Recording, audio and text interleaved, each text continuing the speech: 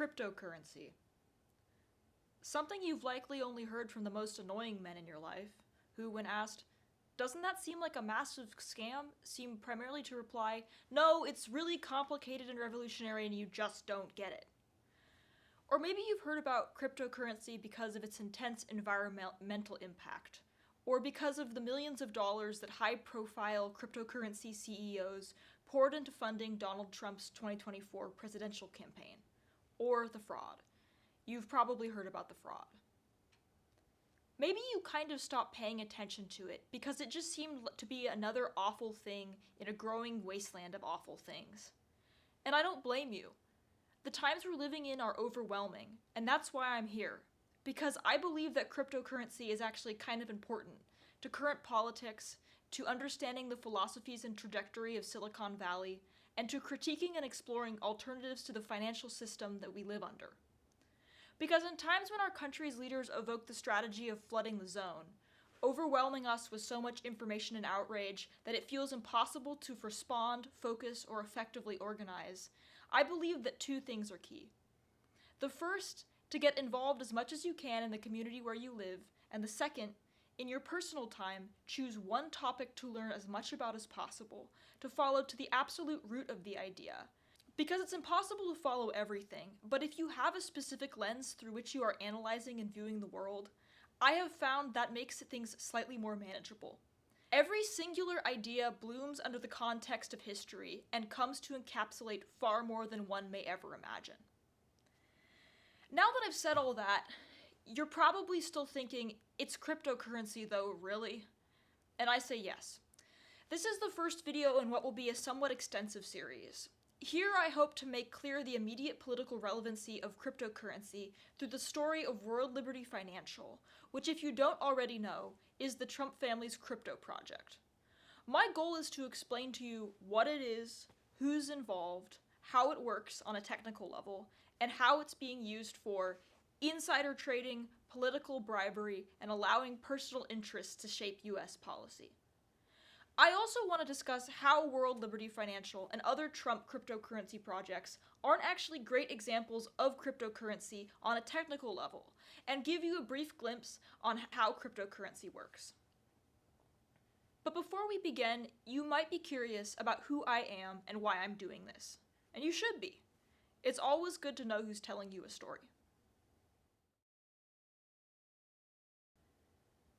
I am a well-adjusted person who isn't shilling for cryptocurrency.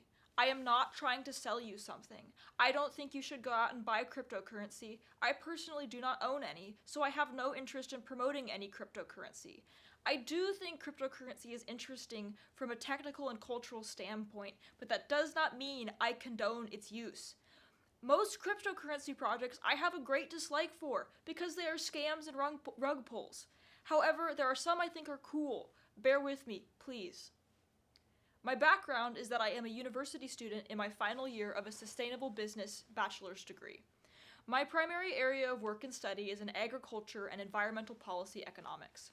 There just happens to be something wrong with me, and if I could read and write about cryptocurrency for hours a day, I would be very happy. My research for this episode came from a variety of news sources, which will be cited on screen as they're relevant. I tried to find original documents whenever I could. And now an important disclosure. I am not a professional journalist. I am doing this in my free time when I'm not in class, at my job, or desperately trying to find a job once I graduate. This is an emerging and strangely complex field. If you are also a weird nerd about cryptocurrency and politics, and you think I've missed or overlooked or misreported something, please let me know in the comments. I hope to do a Q&A and a follow-up video a few weeks after this comes out if there's engagement. Now with that out of the way, let's get to the actual video. One of the most common questions I am asked when I attempt to explain anything that has to do with cryptocurrency to anyone is, what exactly is it? Later in the series, I will focus on a much more technical deep dive on how this and the concept of currency in general functions, but here's the quick version. Let's say I want an item or a service, and I don't want to just steal or take it from you. So how do I get it? Maybe we use the barter and trade system. I give you an item or service in exchange for what you have. But what if I don't have anything that you want? What if I want another way to consistently value my stuff? So we invent currency, be it shells or rocks or dollar bills. And to make that work, there has to be a system of trust. I trust that you have the goods or money you say you have, and that I will get it if we make an exchange. I choose to value the currency the same as I value the item. I trust you because I can physically see and count the currency you're giving me. I can hold it in my hands. But how do we scale this system up? You can only carry around so many shells or rocks or dollar bills. So we create a ledger, a record of exchanges that keeps track of who has what and updates when amounts have been transferred. Historically, this has been the role of banks. They help verify that you have the money that you say you do, but this now requires you to trust that your bank will always act in your favor. Bitcoin, the first cryptocurrency, was originally developed as a response to the systemic risks of traditional or government-backed financial systems, such as the 2008 financial crisis. When banks made risky decisions that triggered a global recession, that's a massive loss of trust. The basic foundational idea of cryptocurrency is to create a ledger, like the one that might be used by a bank, that's run autonomously through a software program. You and I can trust that I have the money I say I do, because the software independently keeps track. A peer-to-peer monetary system without middlemen. Why does cryptocurrency have any monetary value? Because we decide to trust that it does. That if I purchase a Bitcoin or whatever and withdraw it into real currency, it will be worth what we've decided it is. Does that sound nuts? I don't blame you, but ultimately all money is only valued because we decide it has a value. Cryptocurrency is just a weird money experiment. If you are confused, I will attempt to explain this much more in depth later, but a key part of engaging with cryptocurrency news to some extent is just kind of accepting weird uncertainty and going, yeah, okay, sure, I guess, until you get an explanation that works. Something that I want to emphasize is that it's easy to dismiss cryptocurrency on a technical level as all just scams. Yes, it is almost exclusively used for scams and weird bullshit nonsense, but the tool, the blockchain itself, can be a lot more complicated than its primary uses. I also think that if you want to critique and speak on cryptocurrency and its negative uses, you can't dismiss the complexity of some of the technical mechanisms. Dismissing something as a stupid, dumb idea without fully understanding the mechanics of why exactly it is stupid and dumb results in you losing a lot of power because the tool can now be used in ways that you couldn't see coming. There is a much larger story to be told here about the Republican Party's decision to embrace cryptocurrency and cryptocurrency policy as a part of their political platform in the last few years, and that is a story I will tell another day. To oversimplify it, pre-2020, there are three main camps within the Republican Party. There are those who like cryptocurrency because it appeals to libertarian ideas of having a system without government control, like J.D. Vance. There are those who oppose it because they see it as a threat to the power of the US dollar. And there are those who have no idea what cryptocurrency even is. Pre-2020, Trump primarily seems to fall into the last two categories. So what convinces Trump to change his position?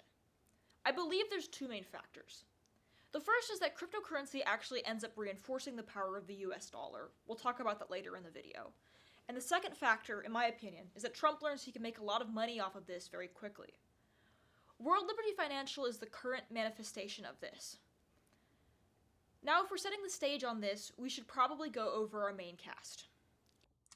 Hi, it's me, your host. I am editing the video on March 31st, and I just wanted to let you know that when I went to go grab my screenshots of the World Liberty Financial website, I found that the entirety of the About Us page, including the list of board members and the screenshots I'm about to show you about co-founder emeritus status, has all been removed from the website and scraped from the internet, and it took me quite a while to find the original documents on the Wayback Machine. So that's fun. Enjoy the rest of the video. Here's everyone listed as a company founder on World Liberty Financial's website. Okay, basics. We have Donald Trump, Eric Trump, Donald Trump Jr., and Barron Trump. It's a Trump family project. Pay special attention to those co-founder emeritus status. We're going to talk about that in a moment.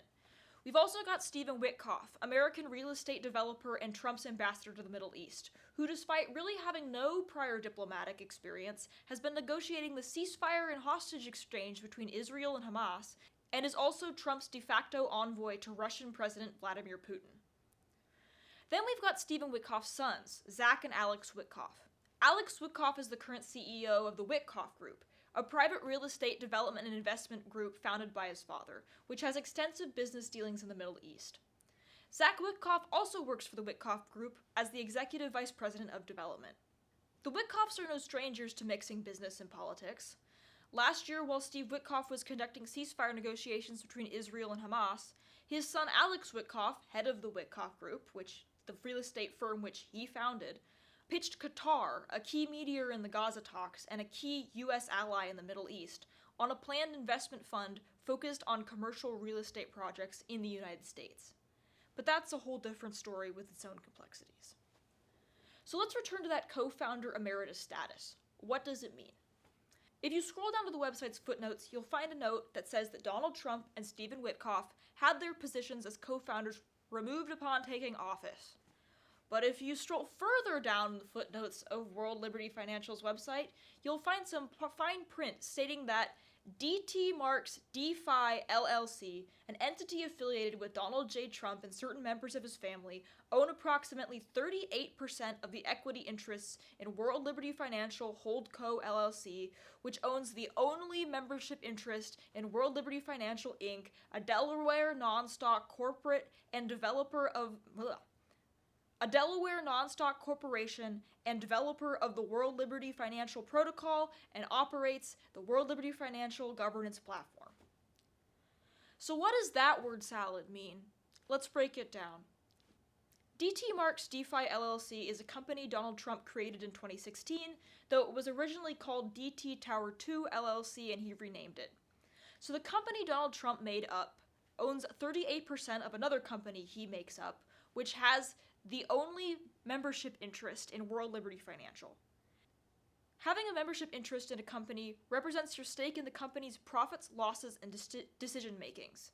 So whoever owns World Liberty Financial Holdco LLC, or parts of it, has membership interest in World Liberty Financial. Further on in the footnotes, it states that DT Marks DeFi LLC, along with certain family members of Donald J. Trump, also holds 22.5 billion World Liberty Financial tokens, and that DT Marks DeFi LLC is entitled to receive fees from World Liberty Financial Inc. pursuant to a service agreement equal to 75% of World Liberty Financial token sale proceeds after deduction of agreed reserves, expenses, and other amounts. At this point, we can just stop saying DT Marks DeFi LLC and replace that with saying Donald Trump, since we've already established that he creates and still owns the company. Co-founder emeritus removed upon taking office. Those are just words. They don't mean anything at all. Hi, update from April 2nd when I'm editing this part of the video. It's all the same except for now DT Marks DeFi LLC is a Florida limited liability company, so. And finally, on our executive founding board, we've got Zachary Folkman and Chase Hero, our last two co-founders. As you will learn over time, these guys are weirdos in a way that's very standard for cryptocurrency. Zachary Folkman used to run a company called Date Hotter Girls that sold advice on how to pick up women. Chase Hero owes $281,000 in taxes to the state of California. Together, or separately, they formed at least 17 companies, mostly in the U.S. Virgin Islands and Puerto Rico, which are both tax havens. And when World Liberty Financial first got announced, it felt like a lot of people were talking about just these guys, and I honestly feel like it's a bit of a distraction. Put two scammy crypto freaks on the face of the project and everyone gets distracted ridiculing them. I'll link an article about them in the video notes, but honestly I'm not going to talk about them anymore here. To explain to you what World Liberty Financial is, and to explain their projects, we're unfortunately going to have to get into some technical crypto jargon. The structure of a cryptocurrency project can be quite different to the structure of a company or business, in a way that can be strange or incomprehensible to those not immediately familiar. This is important ground to cover, not only to give you a glimpse at the weird complexity of cryptocurrency, but also to understand how World Liberty Financial is not following the structures of the very technology it claims to be in favor of. So we're going to need to take a big step back for a moment and briefly discuss the structure of internet social networks. If you're going to talk about any project built on the internet that involves public participation, be it Wikipedia, a social media, or even a cryptocurrency project, you're going to need a basic understanding of the different kinds of social network structures, of which there's sort of three. The first is a protocol network. The best examples of one of these on the modern internet is Wikipedia. It's a network made up of a bunch of users who all voluntarily maintain a common project. While there is a Wikimedia Foundation that maintains the expense and upkeeping of hosting the website, Wikipedia is managed by people who volunteer as editors, a job anyone can do. And because there are so many people who volunteer as editors, it's difficult for any one person to take over the project. Other editors will notice and keep them in check. Protocol networks are maintained by users, and their uses are determined by users. If enough users don't like what's happening on the network, they can propose to change it. The one flaw of Wikipedia and other protocol networks is that it's kind of hard to make a financially sustaining protocol network. Wikipedia is dependent on donations, and therefore its expansion is limited. The second kind of network is a corporate network, which is the kind of social network that basically any social media site is. There is a centralized company overseeing the network function and making decisions for how it operates and what users are allowed to do.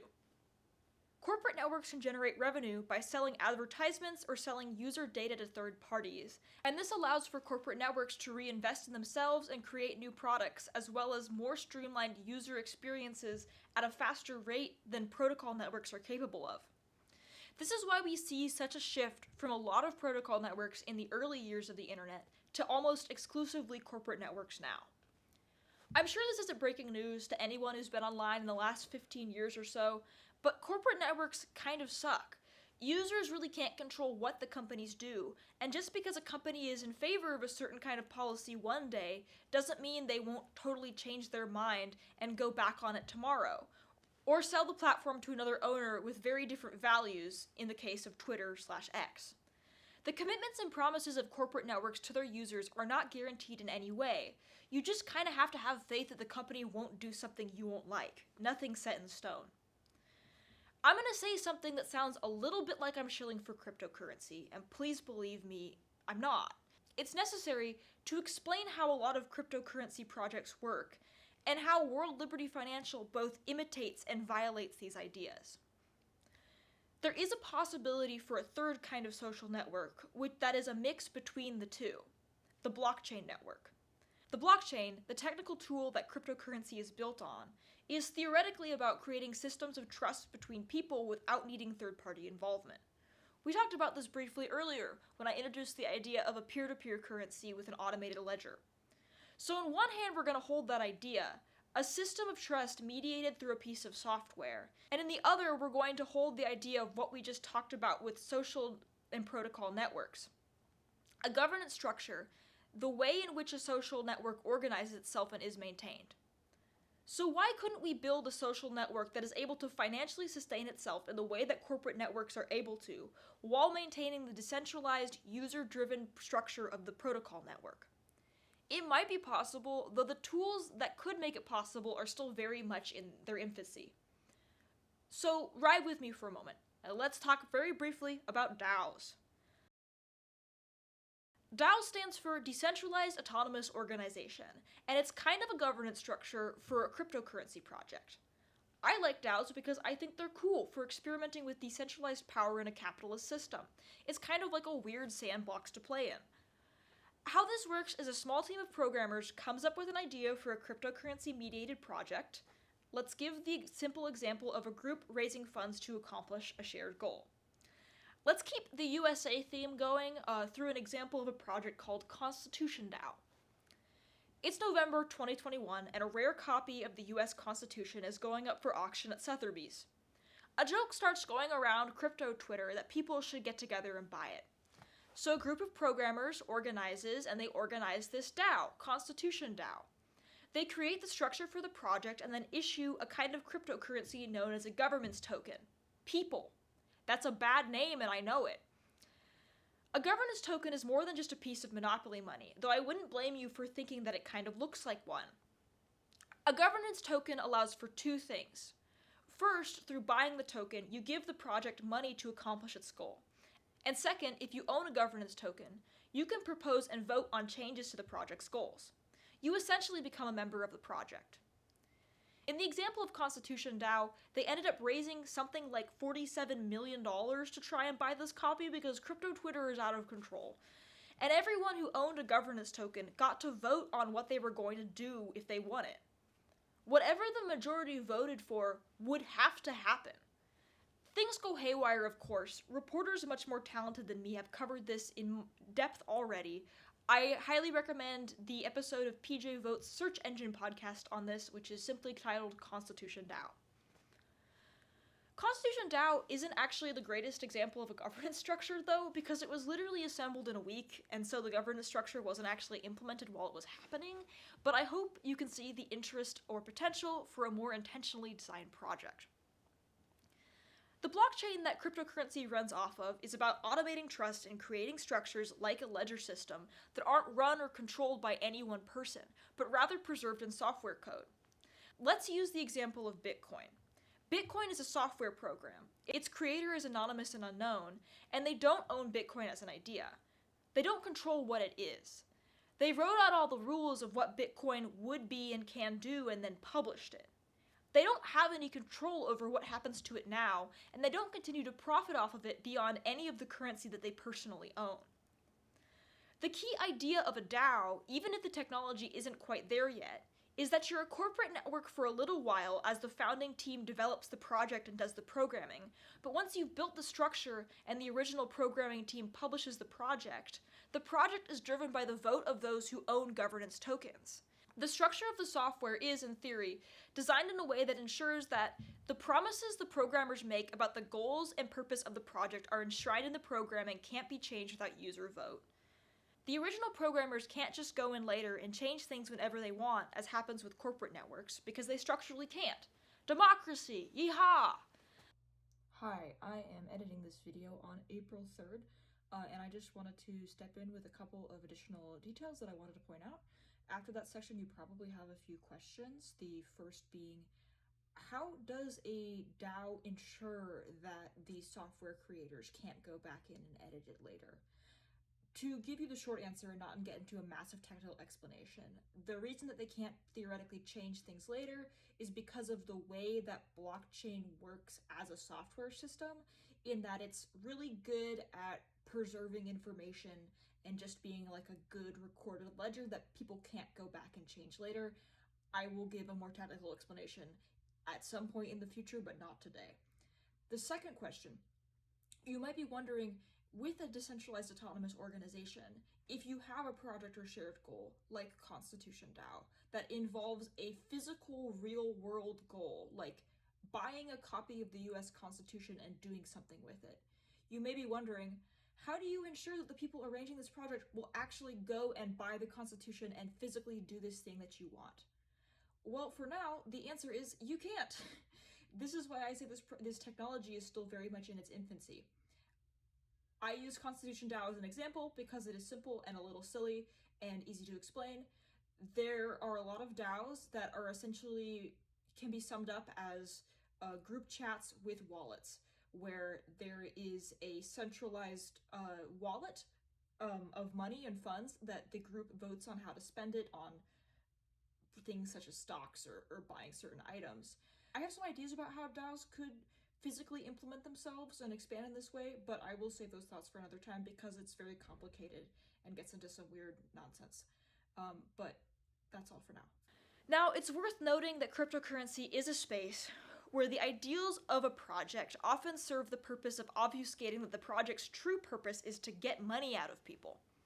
A lot of DAOs or DAO-mediated projects have massive problems and explode fantastically. But how does this all relate back to World Liberty Financial?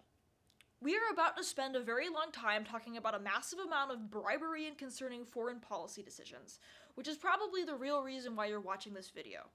So why have I spent so long talking about this nonsense? I feel like the bribery and the concerning foreign policy decisions kind of speak for themselves. My incredibly specific gripe with World Liberty Financial is that while it isn't a DAO, it's basically posturing itself as one. World Liberty Financial is a Delaware non-stock corporation with a board of directors. Don't worry about Delaware, it's just a place to set up a corporation for more tax breaks. World Liberty Financial has an alleged governance token in the first token that it launched, which allows its holders to vote on protocol updates to the World Liberty Financial blockchain structure and to vote to signal approval/disapproval of company actions. But because it's not a DAO, World Liberty Financial doesn't actually have to do anything with those votes. It's just posturing. To quote World Liberty Financial's gold paper, its founding document, quote, "While the World Liberty Financial governance platform is controlled by token holders according to the voting procedures provided in the World Liberty Financial bylaws, World Liberty Financial is not controlled by token holders. The governance platform is not a decentralized autonomous organization because it is not an organization of any kind. Rather, the tokens represent the right to vote and take an active role in the governance of the World Liberty Financial protocol." And later on, World Liberty Financial reserves the right to disallow any proposal which, if implemented, would cause World Liberty Financial, the governance platform, or the protocol to violate any law or regulation, or violate the terms of a contract of the World Liberty Financial Corporation. These determinations are made at the discretion of World Liberty Financial, and such determinations are final. Yes, there are forums where token holders propose new decisions, and yes, there have been several instances where they voted on company policies, but at the end of the day, World Liberty Financial can do whatever it wants to some extent. We're back to the issue of a corporate network. What's also important is that usually, if a DAO makes money, that money goes into a project treasury that everyone with the governance tokens gets to vote on how it's used, even if that's just to distribute the proceeds back to all token holding network members. Even then, the community gets to have a say on how that money is distributed. World Liberty Financial is a centralized company pretending to have a governance system. A wide majority of the profits are going to the Trumps and the Witkoffs, and the only way that anyone else is making any money off of this is through buying and selling World Liberty Financial's token and USD1, which is a pittance compared to the money flowing through the company from elsewhere.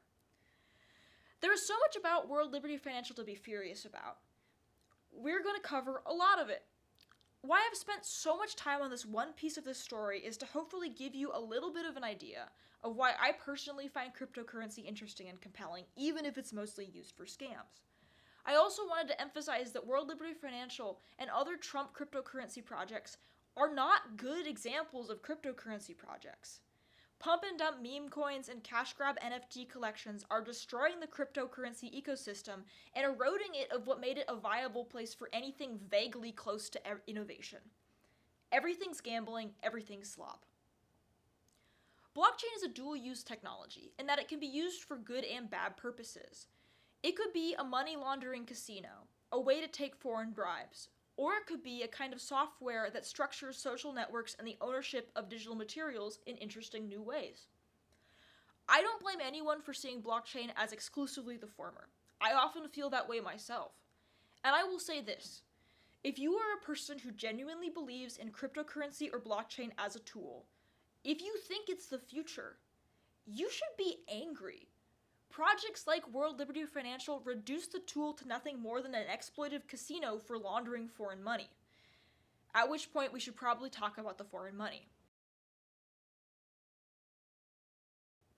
Now that we've gotten the technical explanation out of the way, let's dive into World Liberty Financial's messy and deeply concerning political situation. First, let's focus on an issue that has followed Trump since his first presidential term: the Emoluments Clause of the U.S. Constitution. These clauses were developed with the goal of preserving the president's independence from Congress, state governments, and foreign powers. There are two: the Domestic Emoluments Clause and the Foreign Emoluments Clause. First, let's focus on the domestic. Article 2, Section 1, Clause 7, quote, "The President shall at stated times receive for his services a compensation which shall be neither increased or diminished during the period for which he shall have been elected, and he shall not receive within that period any other annulment from the United States or any of them." In the Federalist Paper number 73, Alexander Hamilton explains that the Domestic Annulments Clause was intended to isolate the president from potentially corrupting congressional influence. Because the president's salary is fixed once for each term, Congress can, quote, neither weaken his fortitude by operating on his necessities, nor corrupt his integrity by appealing to his avarice. Basically, because the president receives a fixed salary from Congress, they shouldn't be able to be swayed by personal financial interest. Similarly, the Foreign Annulments Clause states that, quote, no person holding any office of profit or trust under them shall, without the consent of Congress, accept any present annulment, office, or title of any kind whatever from any king, prince, or foreign state. These clauses were designed to prevent the president from making biased decisions for their own personal gain. During his first presidency, a number of private parties, state attorney generals, and members of Congress sued Trump based on alleged violations of both the Foreign Annulments Clause and the Domestic Annulments Clause. 3 major federal lawsuits concerning the Annulments Clause were filed. Plaintiffs alleged that President Trump's retention of certain business and financial interests during his presidency violated the Annulments Clause. For example, because President Trump retained an ownership interest in the Trump International Hotel in Washington, D.C., plaintiffs alleged he received constitutionally forbidden annulments when foreign or state governments paid for their officials to stay at the hotel.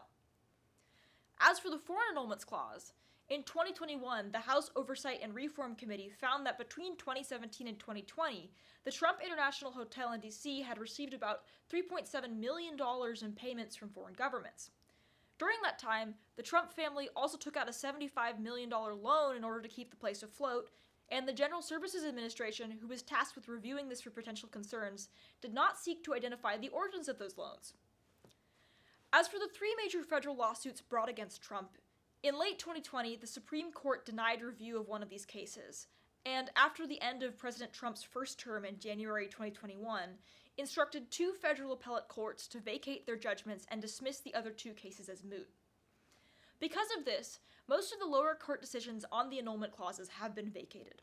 There are currently no major lawsuits against World Liberty Financial because this time, the game is different. Right, there's a lot going on here. I do not have time to start getting into detail on all of Trump's crypto policy, unless you want to be here for another 2 hours. So I'm going to save the technical details on that for a future video, and we're going to focus on a few instances of extremely questionable behavior. The first big problem is that it's a massive conflict of interest to be making policy on a very new, very unregulated industry that you have an immense amount of personal monetary interest in. If that sounds like insider trading to you, that's literally what it is. We've already seen this happen several times. World Liberty Financial or someone closely involved in the company will make a financial move only for a few weeks later a new federal regulation to be announced that massively benefits the company. We saw this in February of 2025 with this tweet from Eric Trump. And then, on March 2nd, Trump announces on Truth Social, of course, that he plans to create a strategic US crypto reserve using a number of currencies, but most notably Ether. So of course, the price of all those currencies jumped. It's relevant to note that in the months preceding, World Liberty Financial had bought $240 million worth of Ether. If they hadn't sold any of that, the value of that would have risen by $33 million, though this gain was later lost as Ether dropped in value. I hope you can see that it's obviously problematic to have family members who you are in business ventures with trading in an extremely volatile industry that you have the ability to make policy for that would rapidly increase the value of those assets. The second problem, which we've already discussed to some extent in regards to the Annulments Clause, is the fact that World Liberty Financial basically provides a way for interests anywhere in the world to give massive amounts of money to Trump and his family with very little restrictions on it. Where we've seen this play out most prominently is through the handful of people who have basically purchased political favors. The most notable example of this happening for an individual person is Justin Sun, a Chinese billionaire who founded the crypto platform Tron. Do you remember that weird piece of modern art that was just a banana duct taped to the wall which sold for $6.2 million? Yeah, this is the guy who bought that and ate the banana. He was charged by the SEC in 2023, which alleged that he'd manipulated the market for Tron's TRX token by wash trading, the process of buying and selling tokens simultaneously to amp up the impression of active trading. He was also accused of offering and selling TRX and BitTorrent BTT tokens as unregistered securities, and of paying celebrities to promote tokens on social media without disclosing that they were paid endorsements. On November 5th, 2025, he invested $30 million in World Liberty Financial's initial token.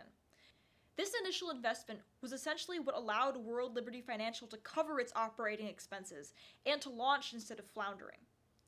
Then on January 19th, when Trump launched his Trump meme coin, we will discuss what meme coins are at a later time.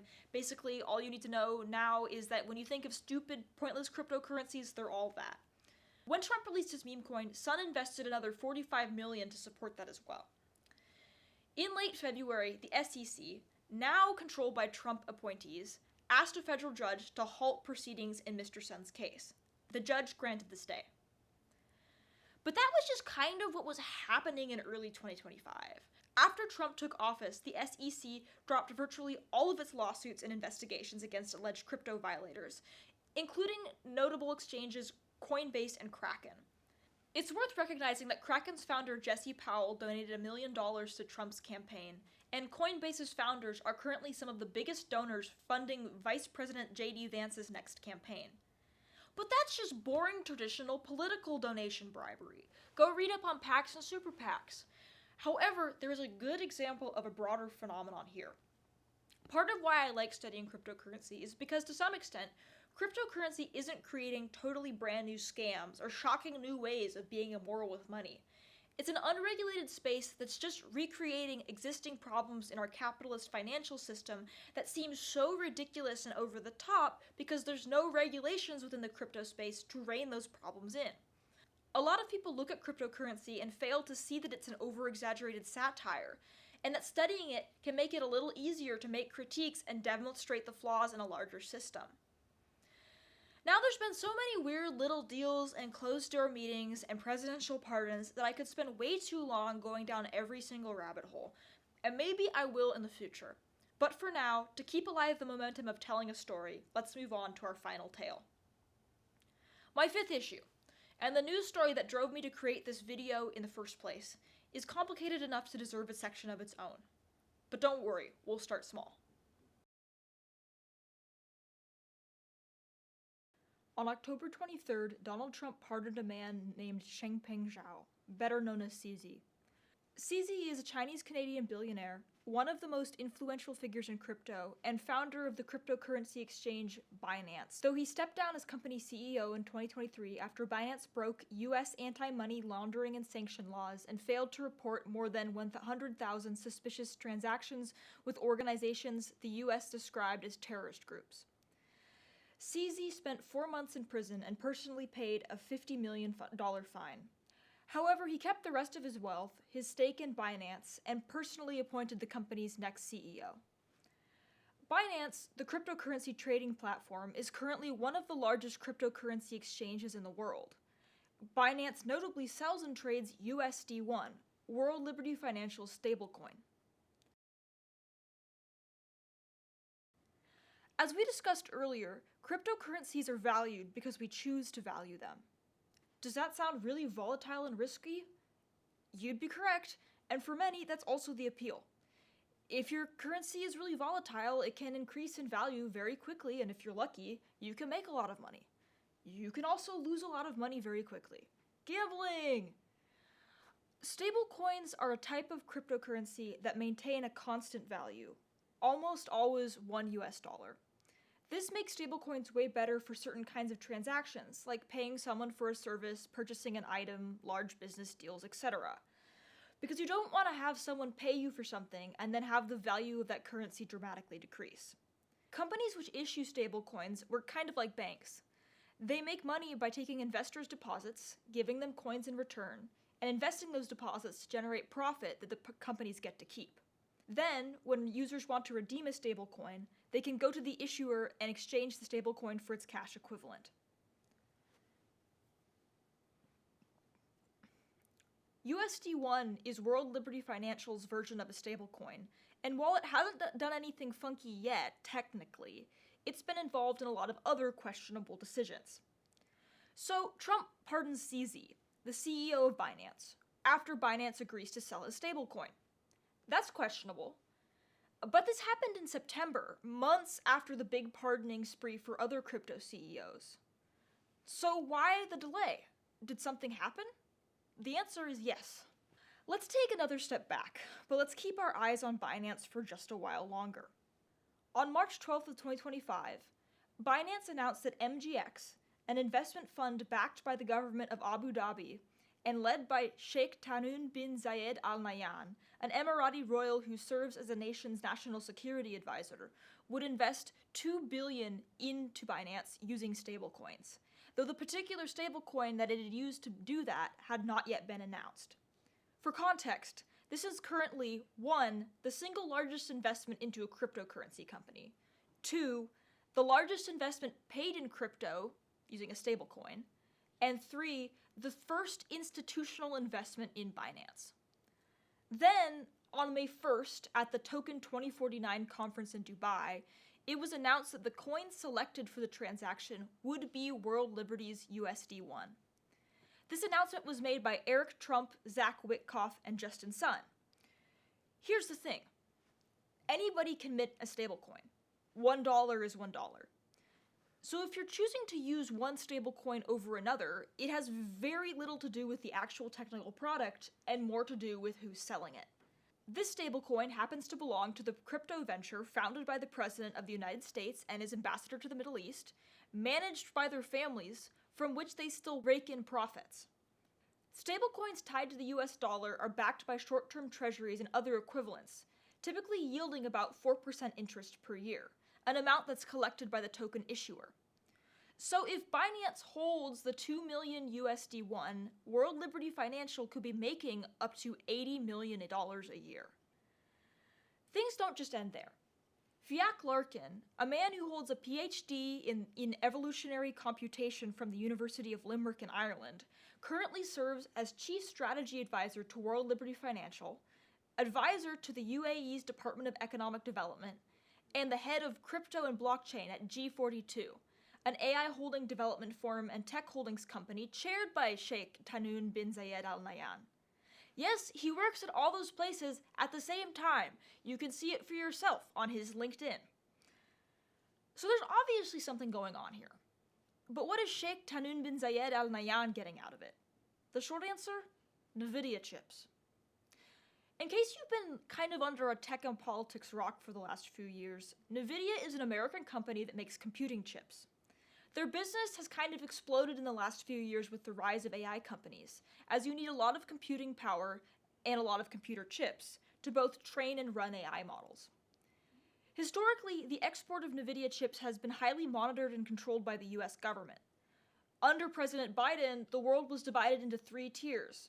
A small number of countries that could receive unlimited chips, 120 companies that were capped at receiving a limited number of chips, and countries that were blocked from receiving any chips at all, particularly China, Russia, Iran, and North Korea, out of concern that those countries would use the technology to bolster their militaries. It is also notable that in 2023, the US restricted the sale of Nividia chips to a number of Middle Eastern nations, though it did not specify exactly which ones, out of the concerns that the chips sold there would be diverted to China. The United Arab Emirates is known for sharing technology and doing military exercises with China. Trump has undone those regulations and replaced it with a global licensing regime, which allows for deals to be made and negotiated between countries. This change was announced on May 7th and set to take effect on May 15th. Then on May 14th, the US established a preliminary agreement with the UAE that would allow the UAE to import 500,000 of Nividia's most advanced chips per year, with 20% of those chips, about 100,000, going directly to G42. This story is still developing. On Sunday, February 1st, a spokesman for World Liberty Financial confirmed that in early January 2025, before Trump was inaugurated, Eric Trump signed an agreement with an investment firm tied to the United Arab Emirates for $500 million. In exchange, the firm gained a 49% stake in World Liberty Financial, and two of Sheikh Tanoun bin Zayed Al Nahyan's top lieutenants joined the board of World Liberty Financial. I think we're far past speculating that there's something going on here. I'd like to conclude this section with a quote from White House Press Secretary Carolyn Leavitt, who, when asked by a reporter if anyone in the White House had advised Trump against mixing his personal business and political roles, responded, quote, "The president is abiding by all conflict of interest laws that are applicable to the president. The American public believes that it's absurd for anyone to insinuate that this president is profiting off of the presidency. This president was incredibly successful before giving it all up to serve our country publicly." There's an excellent Forbes article, which I'll link to in the description, that breaks down every crypto project Trump has set up and what he's profited from it. They made an incredibly helpful visual graphic, though it boldly assumes that Trump is paying taxes on any of this.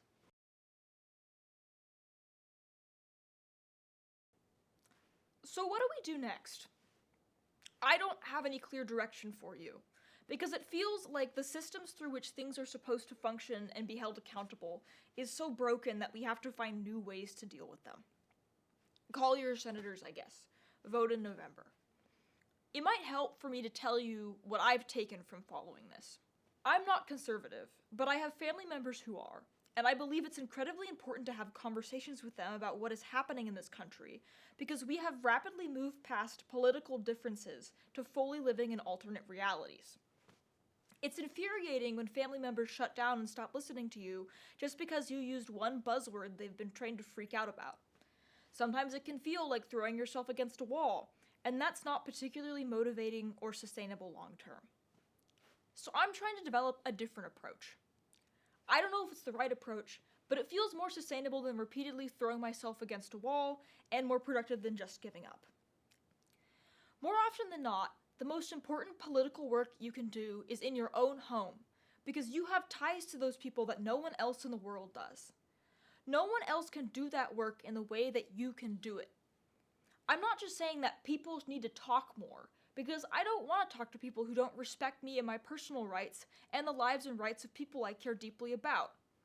My approach requires both you and the person that you want to speak to be interested in maintaining your relationships. Find a topic that both you and the people in your life who you struggle to have political conversations with want to learn more about, and then learn as much about that as possible. Learn and talk about it together, even if it's frustrating and angering and sucks sometimes. Because, like I said, every soul idea blooms under the context of history. The issues that our country fights with today are baked so deep into the bedrock of this nation that it's impossible not to find them in everything. This is by no means the solution to fixing all our problems. We need to be doing a lot of work. This is just a way to get started so that we can eventually have much more difficult conversations as families. The topic I've been using in my approach is cryptocurrency, because I was researching it already. I actually think that cryptocurrency is perfect for this because it is just so strange and esoteric and headache-inducing that the average American doesn't know much about it at all. Even though it's kind of esoteric, I've found that studying it with family members has led me to having conversations that I never would have thought would be started by cryptocurrency. A good example of this is the next video in this series, which should be out in a month or two. I'll be discussing the colonial impacts of cryptocurrency and Sam Altman, the founder of OpenAI's WorldCoin project, which no one is talking about, and that really concerns me. If this video was to get you to care about the relevance of cryptocurrency on an immediate political level, the next one is going to be about the much broader picture of what it sits in the middle of. We're going to be discussing where it came from and where it might be going. Thank you for sticking with me through this, and I hope to see you back in the future. Now, I've got to say all the stupid YouTuber things, like please like and share the video, follow my channel, and leave a comment. If there's engagement, I might do a Q&A video in a couple of weeks. That's all for now. Thanks for watching.